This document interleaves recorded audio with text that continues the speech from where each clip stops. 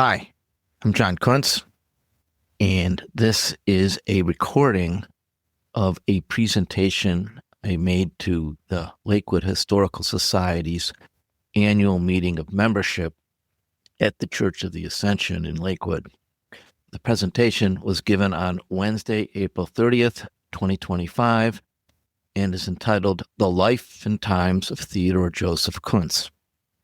I am the great-grandson of Theodor and self-appointed family archivist and historian.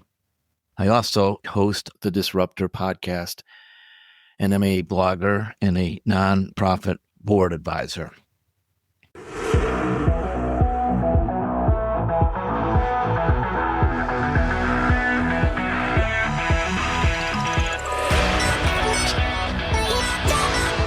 Today's agenda: how did we get here? Our family tree, Metzenseifen, where it is, and why can't I find it on a map? Since we're presenting in Lakewood, I'd like to spend some time talking about the Kundtz Castle, a Lakewood legacy. Then we'll shift gears and move back to Cleveland, looking at the late 19th century look like, particularly as it was a time of growth and expansion for Theodor Kuntz's company. And then we'll discuss More Than Sewing Machine. Theodor Kuntz's company made a lot of things, but in today's presentation, we are going to focus on the church furniture legacy. A number of years ago, our family hired someone to go to Metzenseifen to research our family tree. We traced Theodor Kuntz's great-grandparents, Michael and Katharina, who lived around the 1760s. That would be my fourth great-grandparents, who had a son named Ionis. Ionis is essentially German or Hungarian for John.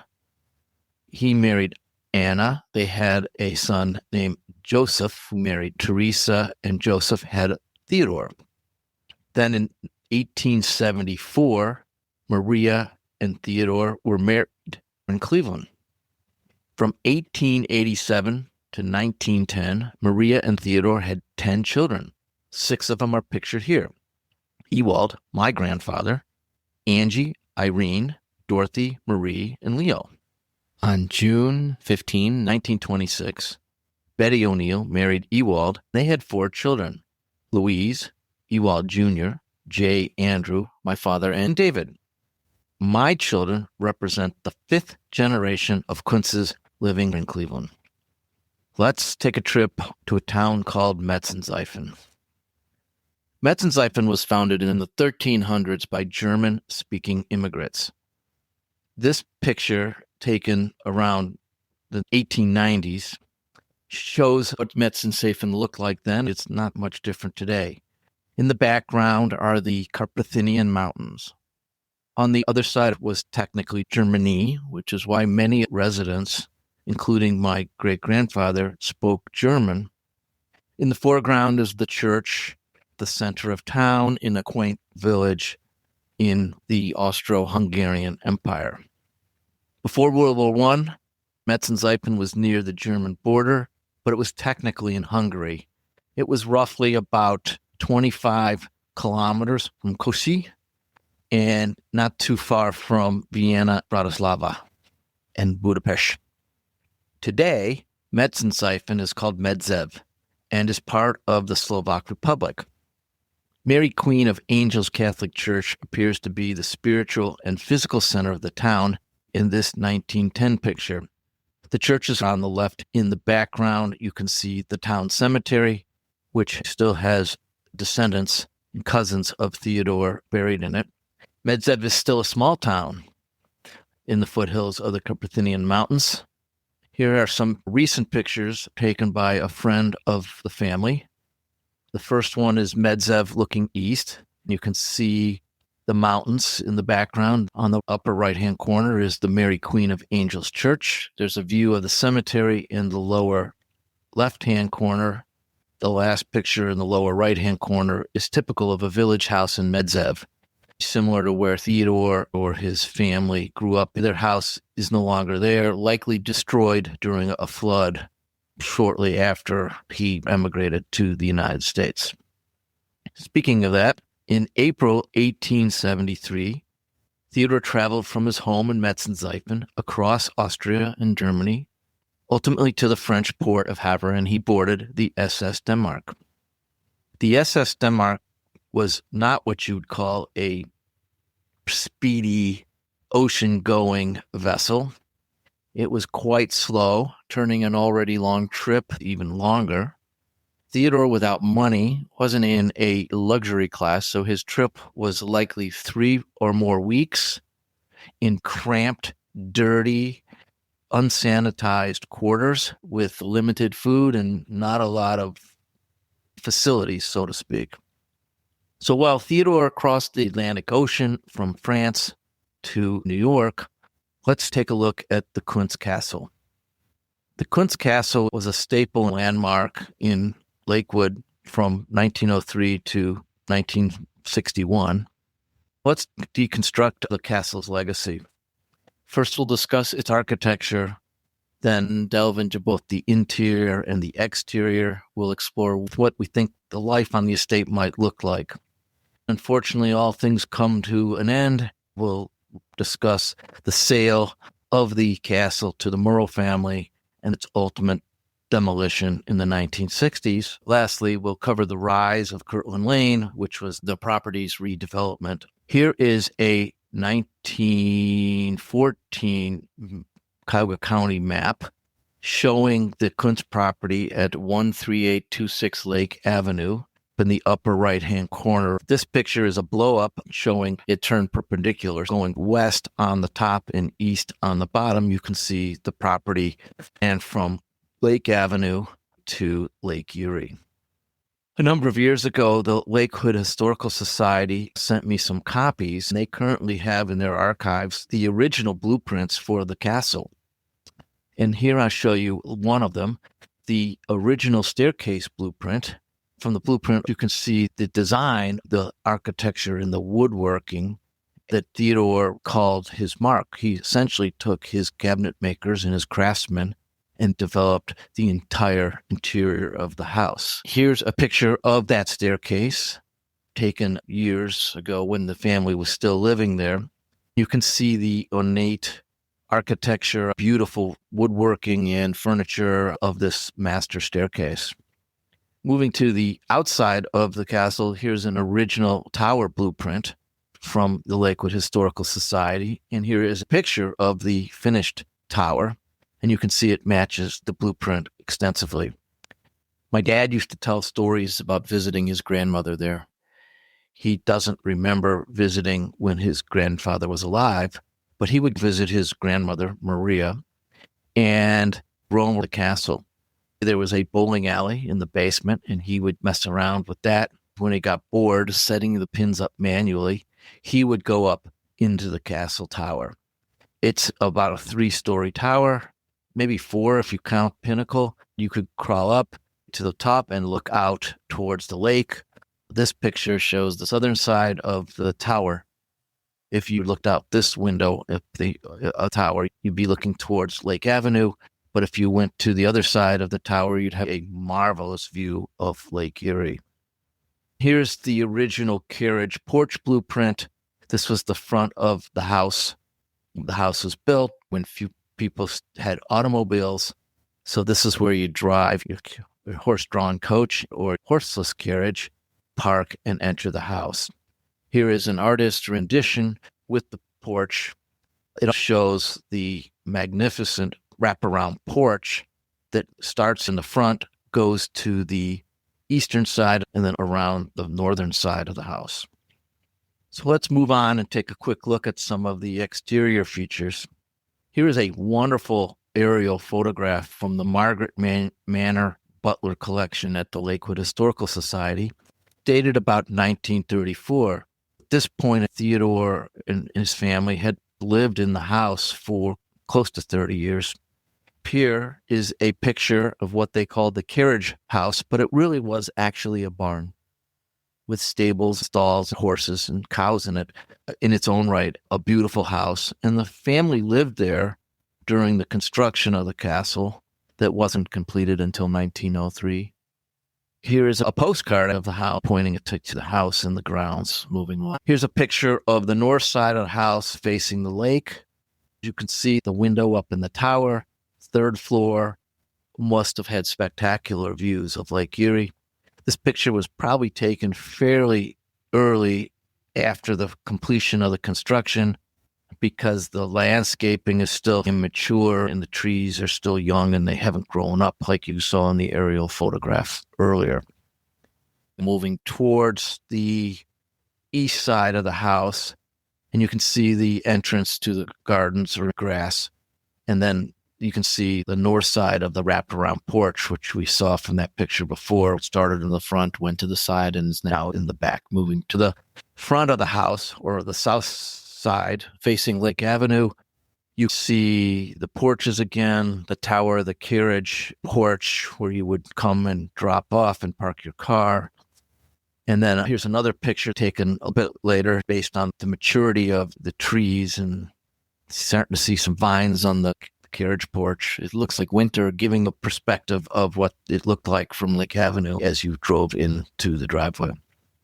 Let's shift gears to the interior. Here's a picture of Maria and Theodor inside their house. And next to them is an example of the room and furniture in the house. As you can see, there's beautiful furniture, beautiful woodworking. It's a little ornate, in my opinion. One of the things noted in the house is that there were these murals, and I'll show you some pictures of them. But you had these murals that went from the top of the windows to the ceiling, some beautiful murals on the ceiling itself. We'll look at those in a second. Going back to the woman at the bottom of the staircase from the previous slide, now I have a picture taken a little later in color. You could see in more detail the woodworking, the craftsmanship. Looks like the same chair in this picture. If you walk up the stairs, you see the woodwork throughout the house. If we take a quick turn around and look down the stairs, you can see, I believe that is probably the front entrance, or certainly an entrance. You can start to see some paintings and furniture in the woodworking. Here's more of the interior of the house. You can see the furniture and the woodwork. Each room had different types of wood. Got very detailed and pretty. One last picture of a lamp and a table, and another interior picture with murals I referenced earlier. Here's a ceiling mural and one of the dining room murals. I love this one because it shows them eating breakfast. This could be when they were living in the barn while the castle was being built. There's a horse visiting. It's a cool picture. I would love to know if this mural was ever heard. So let's take a quick look at what life on the estate looked like. Here is a larger picture from the Margaret Manor Butler collection from the Lakewood Historical Society. This picture was taken in 1934, discovered in the Lakewood Historical Archives by Greg Sent, and it's fantastic. It's a view that in my 66 years I've never seen before. It shows not only the castle and the grounds, but the paths down to the lake. Most pictures from our family albums were from ground level. Here's a great example of a picture of the beach on the lake. This is one of the few properties in Lakewood with direct access down to the lake. Most of the lakeshore is very high cliffs. This property had a little beach that you could walk the grounds down to the beach. There was a pump house that pumped water up to the house, and they would host picnics and cookouts down at the beach. And there's some swimming areas in the lake as well. It must have been spectacular on a beautiful Cleveland summer day. There were paths from the house to the lake. To the right, you'd go down to the beach. The path to the upper left, where the bench is, leads to a cliff overlooking the lake. Eventually, they built what they called the roundhouse at the top. Here's a picture of Theodor. In front of it, he has his cane. So this was after the factory accident that injured his leg. And after that, he always walked with that cane. But if we take another view of the roundhouse, from the shore shows it's at the top cliff. You can see the swimming area from the aerial photo. It would have been a spectacular place to enjoy an adult beverage on a beautiful summer night watching the sunset over Lake Erie. Here is a picture of Joe, Ted, and Ewald in front of the castle. I have dated this picture somewhere around 1907 based on the relative age of Joe and Ewald. My grandfather Ewald was born in 1901, and his brother Joe was born in 1902. They appear to be roughly 5, 6, or 7 in this picture, dating it to around 1907 time frame.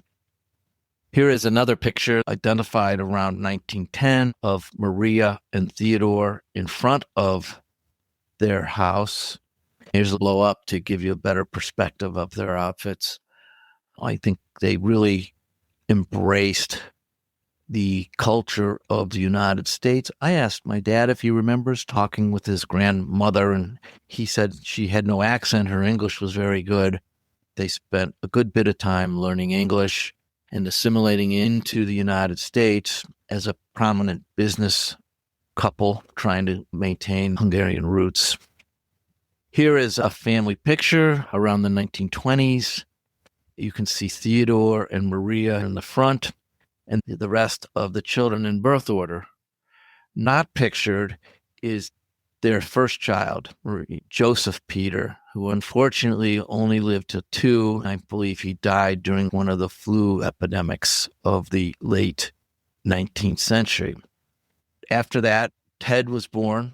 He was called Theodore Jr., but he had a different middle name. He was the oldest surviving son of Theodore and Maria. Then came Marie, Ted's sister. Also not pictured is William Joseph, a special needs child with developmental disabilities, and did not live with the family. He lived in Chicago, Illinois. Then my grandfather Ewald, followed by his brother Joe, born 12 months later. Next was Irene. And then Angie, his younger brother Leo, and the youngest Dorothy. As the saying goes, all good things must eventually come to an end. Now let's talk about the sale and the end of the era. The time frame is 1945 to 1961. The sale of the castle, the one last look, the public open house in 1960, and the eventual demolition of the Kundtz Castle. The Kundtz family's long association with the Lakewood estate ended in 1945, when the property was sold to Robert Murrow for $60,000. Here is a picture from 1955 after the Murrows bought the property, and about 5 to 6 years before they demolished the house. After Theodore died, Maria lived in the house by herself. It was actually at the time when my dad, now 92, and his brother Ewald, now 96, remember going to visit the house and visiting their grandmother there. It was a lot of upkeep. The children were grown, married, and were moved on and had their own houses. Some in Lakewood and some like my grandparents and his youngest sister, Dorothy, on the east side. It became overwhelming for Maria to care for it alone, so they sold it in 1945. Under the Murrow ownership, the mansion gained the new nickname of Murrow Castle. Unfortunately, around 1960, the castle and the surrounding land was acquired by the Eggleston Development Company for $110,000. Murrow realized the castle was an overwhelming undertaking to maintain, and it had unfortunately outlived its useful life. The developer's intent was to redevelop the 5-acre property into a new residential subdivision consisting of 16 custom-built homes. Before closing this chapter, the Murrows and the developers allowed one last celebration of the historic home, what they called a public open house. On December 18, 1960, the Cleveland Plain Dealer published an article entitled "Last Look, Then the castle will crumble. They published smaller advertisements inviting the open inspection Saturday and Sunday afternoon, December 17th and 18th. Plans, pictures, architecture sketches will be shown of the luxury homes in the new development at that time known as New England Drive. Then the cranes came, the wrecking balls came. This Cleveland Press photo from March 8th, 1961 of the wrecking company tearing down the house. All that's left at this point is the tower. Then the following morning on March 9th, 1961, the Cleveland Plain Dealer published this photo of the castle falling with the caption, "The tower falls with a crash." The house is now gone. This is a photograph and the corresponding article in the Cleveland Press, March 8th, 1961. And all it says is gone. With the demolition of the gingerbread tower comes to an end one era in Lakewood and starts a new one. The West Side Realty Company will build 16 homes in the $50,000 to $100,000 range in the area to be known as Edgewater Estates. It's always been referred to in our family as the rise of Kirtland Lane, the redevelopment of the property. Here is a June 22nd, 1962 Cleveland Press article. We're about a year and a half after the demolition. Bob Brennan, the real estate writer for the Cleveland Press, published an article entitled "Castle Memory Lingers in Kirtland Lane Homes." He included a few pictures.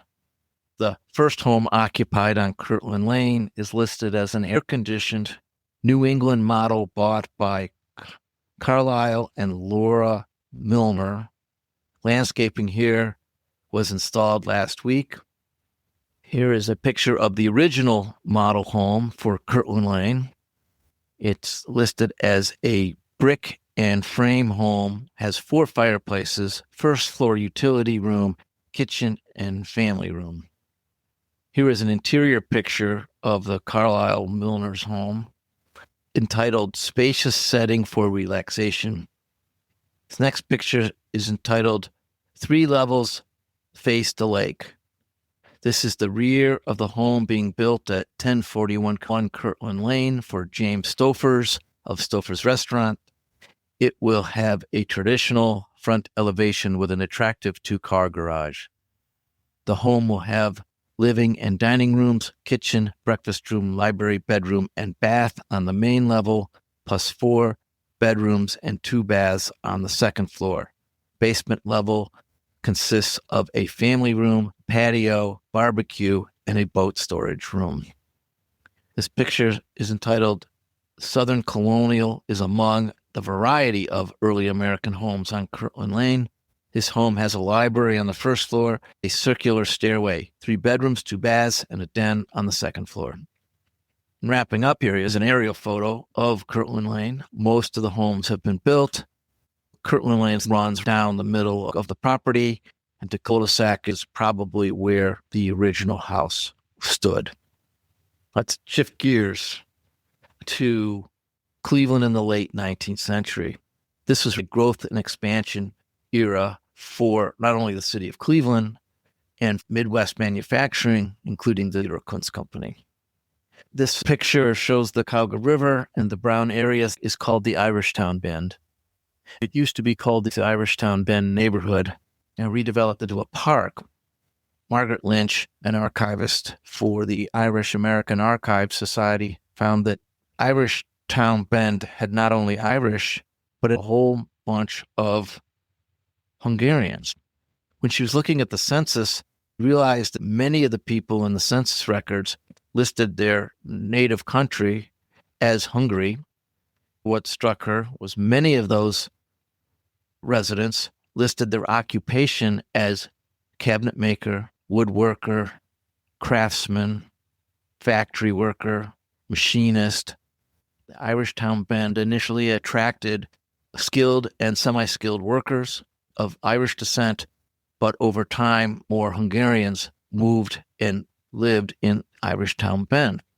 The rationale is because it was within walking distance of the Theodor Kundtz Company, which is shown on the map. The original sewing machine cabinet works was at 122 and 124 Elm Street. Irish Town Bend has another significance. There's a residence there at 41 Franklin Avenue, significant because Theodore took up residence there in the Irish Town Bend neighborhood when he arrived in Cleveland. He was on the boat from France. He arrived in New York. At that time, Ellis Island was not in operation, so he emigrated quickly into the United States. He got on a train and headed for Cleveland. But to give you some perspective of this picture, shows Columbus Road and Riverbed Street, which is still there today. Then right behind it, between the row of houses on the yellow line, would have been Franklin Avenue. At the top of the picture, you can see this church, which is the St. Emmerich Church. But right here in this box with 3 two-story and 3-window wide houses is what we believe is Franklin Avenue. And therefore, we believe Theodore lived in one of those houses, most likely the first one on the left. If you Google 41 Franklin Avenue, you won't find it. The city of Cleveland renumbered the streets not only once, but twice.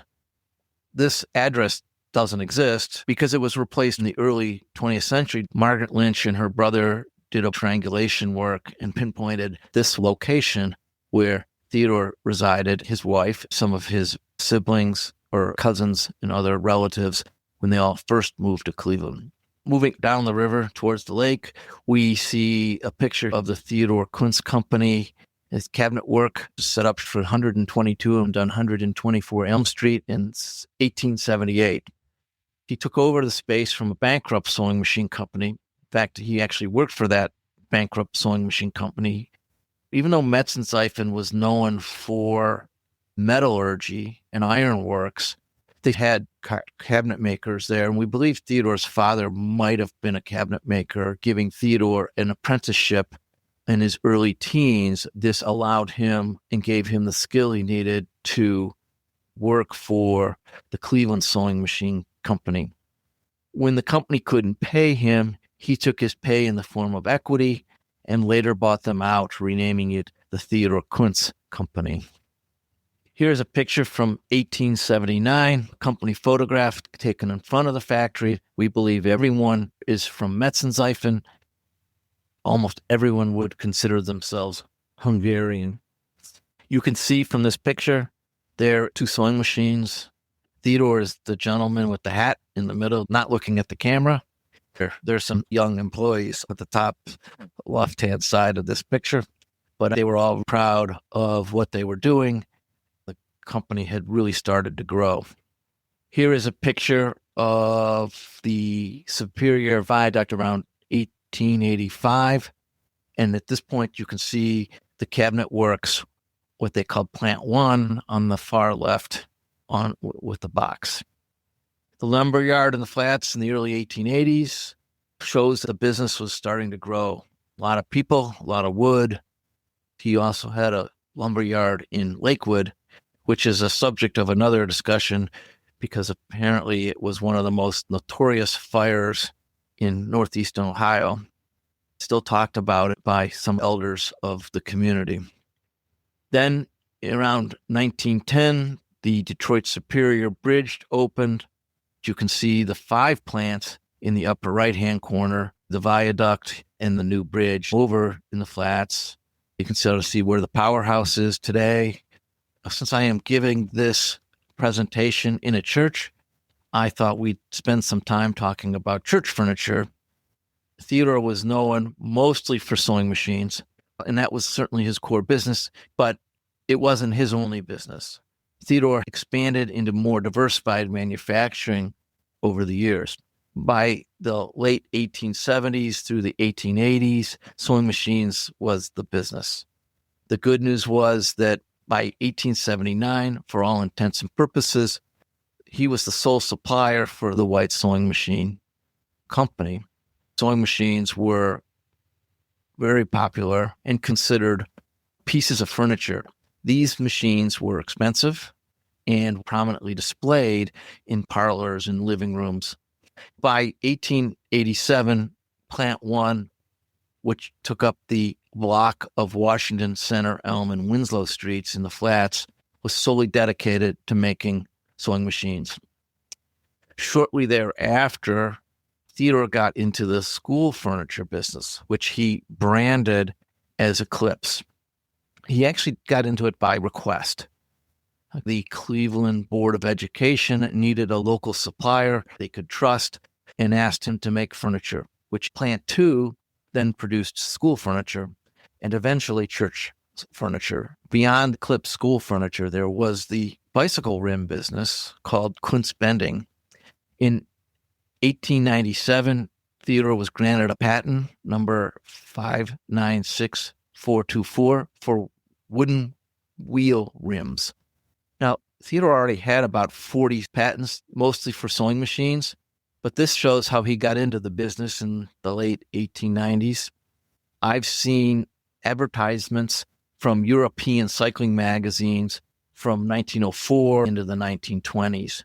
These rims were considered high-end, relatively expensive, used by performance riders, like Tour de France quality riders, and they were quite popular in Europe. He also was in the truck and automobile body business. Plant 3 was dedicated to manufacturing automobile bodies for Winton, White, Peerless, Stearns, and Murray companies. Truck and automobile bodies made of wood were eventually overtaken by steel in the 1900s. He also was in the stadium and auditorium seat business, an offshoot of the school furniture business. By 1930-31, Theodor Kundtz had supplied 62,781 chairs to the new Cleveland Municipal Stadium. If you've ever sat in that old stadium, and those seats were manufactured in Cleveland by Theodor Kundtz. He also made seats for other stadiums, including Boston and other older stadiums. Unfortunately, when they tore down the municipal stadium, they didn't save any of the seats. If anybody has one, I'm sure the Lakewood Historical Society would be happy to accept it. They're hard to find, but an interesting artifact for Theodor's business. Let's move on to the church furniture legacy, a natural expansion of the school furniture business. He didn't organically grow the business. He acquired our church furniture company around 1909. It was founded by George Vorbauer, who apparently was a fellow practitioner at St. Rose's Catholic Church. And the story goes that George was aging, his health was failing, and he wanted to get out, and he sold the business to Theodor. Shortly thereafter, started to see advertising brochures showcase Theodor Kundtz church furniture, like one entitled Da Vinci's Last Supper. What I find fascinating about the church furniture business allowed him to take his artistry, craftsmanship, and cabinet making skills to really expand it and utilize the true talent. The school furniture business is boring. Not a lot of room for beautiful hand carvings and elaborate woodworking. It's very utilitarian and functional.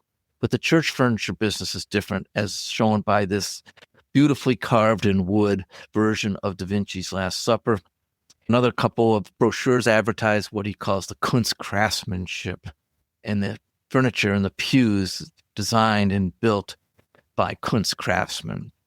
At one time, more than 5,000 churches in 48 states had handcrafted woodwork from the Theodor Kundtz Company. I picked up a 1916 church furniture catalog. Here is the cover of it.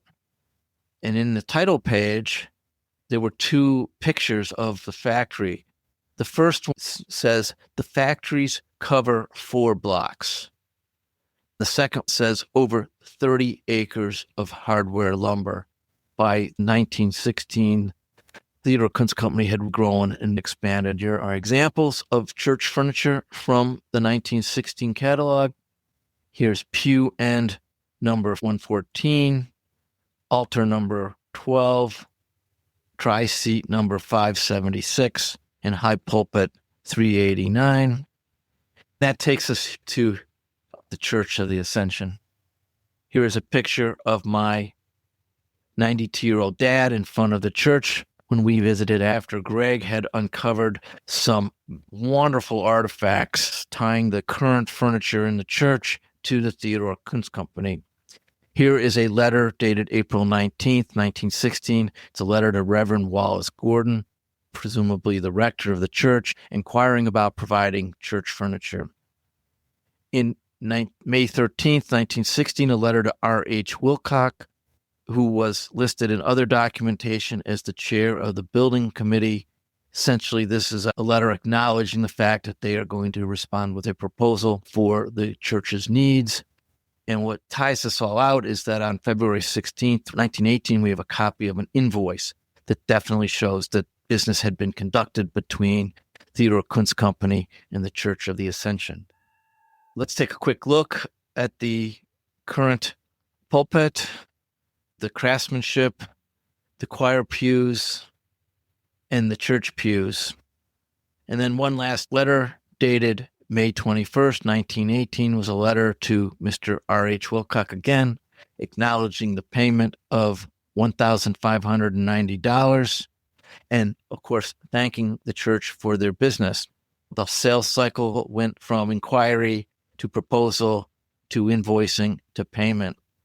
Summing it up, Theodor Kundtz thanked the church for their business, and I thank you and the Historical Society and the church for allowing me to pontificate on the life and times of Theodor Kundtz. I'm John Kundtz, host of this special edition of the Disruptor podcast. Take care. Have a great day.